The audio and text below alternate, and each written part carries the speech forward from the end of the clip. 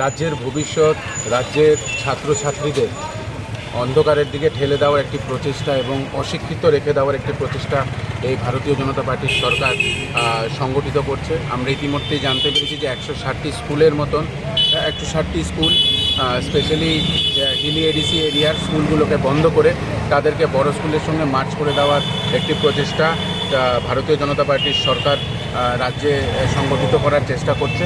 আমরা ত্রিপুরা প্রদেশ যুব কংগ্রেস এবং এনএসইউয়ের তরফ থেকে এই মার্জিনকে ধিক্কার জানাই।